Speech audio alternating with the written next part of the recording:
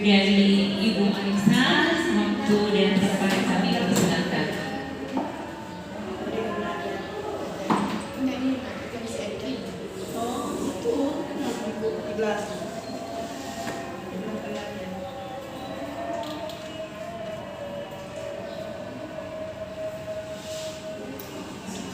Terima kasih Bapak Ibu atas kesediaannya untuk hadir. Kali ini saya ingin melaksanakan tugas sebagai peserta pembatik level 4, di mana kami mendapat tugas untuk membuat praktik baik di kelas dengan memanfaatkan TIK, lalu dengan memanfaatkan media dari sumber belajar dan juga dari PMM atau Merdeka Mengajar, dari platform Merdeka Mengajar. Nah, di sini saya melaksanakan praktik baik dengan judul pemanfaatan sumber belajar berbasis TIK pada materi Things at Home, mata pelajaran bahasa Inggris di kelas yang saya ampu, yaitu di 7B di SMP ini.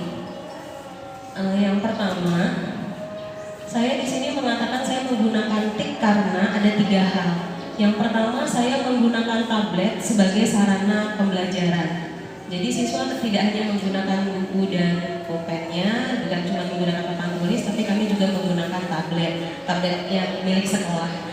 Kemudian yang kedua, saya menggunakan QR code untuk menuju ke media pembelajaran. Jadi tidak perlu klik-klik lagi. Seperti yang Bapak Ibu tahu, kita sudah menggunakan ini ketika ujian. Nah, jadi saya mengadaptasi itu untuk memasukkannya dia ke dalam pembelajaran saya. Kemudian yang ketiga, alasannya adalah saya menggunakan MPI. Nah, ini istilah baru Bapak Ibu. MPI ini adalah media pembelajaran interaktif yang sudah disediakan oleh sumber belajar.kemdikbud.go.id. Mungkin selama ini kita tahunya media pembelajaran itu kayak slide gitu ya, lalu ada video, ada apa. Nah, kalau MPI ini dia sifatnya full, semua ada di dalam sana. Seperti apa, nanti saya akan tunjukkan.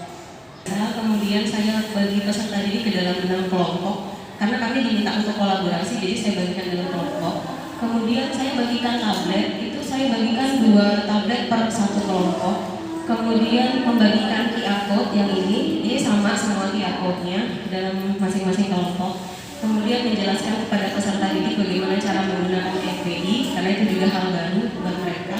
Kemudian saya memandu pembelajarannya dengan menggunakan media tadi, dan terakhir melakukan kegiatan penutup.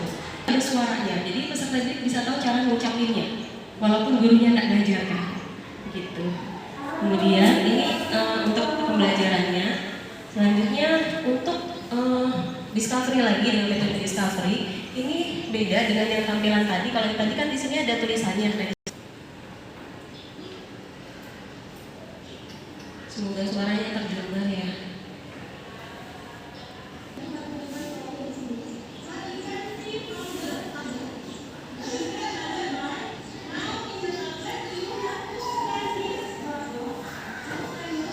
Untuk tampilan sendiri dari rumah belajar itu atau sumber belajar yang saya ambil, itu tampilannya seperti ini Bapak Ibu. Ini awalnya kayak begini. Ini namanya MPI. MPI itu di dalamnya sudah lengkap. Jadi yang pertama dia ada preface. Preface ini karena pakai bahasa Inggris ya, karena hafal bahasa Inggris. Preface ini atau pendahuluan. Di sini isinya tuh gambar karena bahasa Inggris. Kemudian di bawah ini ada pertanyaan. Kalau dalam apa itu kurikulum merdeka namanya pertanyaan pemantik. Pertanyaan awalan yang ditanya kepada siswa dan siswa tahu jawabannya gitu.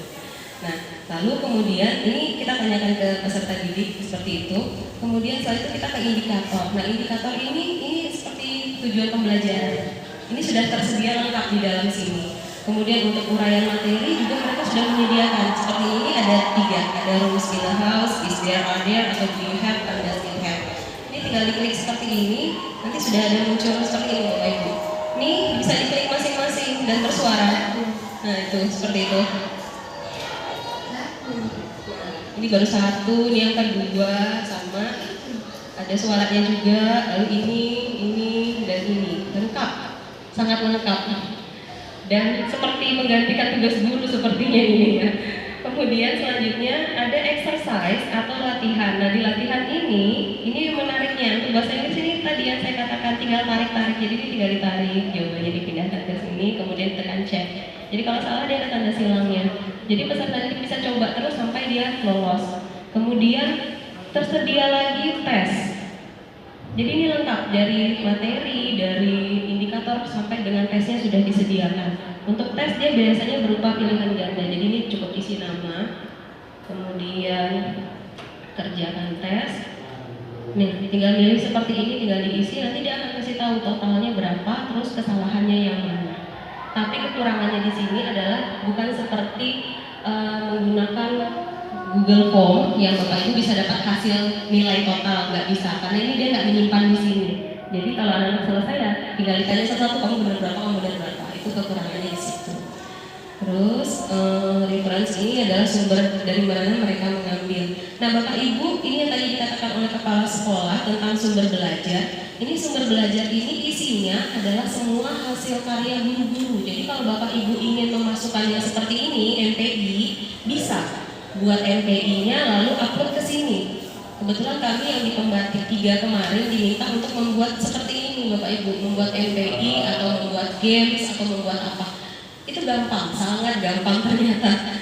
Nanti kapan-kapan mungkin kita bisa belajar sama-sama. Ini MPI yang saya buat kemarin ketika dapat tugas, Bu Jahra juga sudah membuat. Nah, inilah nanti yang diminta oleh kepala sekolah. Bapak Ibu mungkin merekam kegiatan pembelajarannya dimasukkan ke sumber belajar, tapi nanti dengan tema yang lain. Nah, atau membuat MPI yang kayak saya punya seperti ini. Begitu. Itu kelebihannya dari sumber belajar yang sudah disediakan oleh Kemendikbud. Dan sekian Bapak Ibu dari saya, terima kasih atas perhatiannya. Saya mohon maaf bila ada yang salah. Wassalamualaikum warahmatullahi wabarakatuh.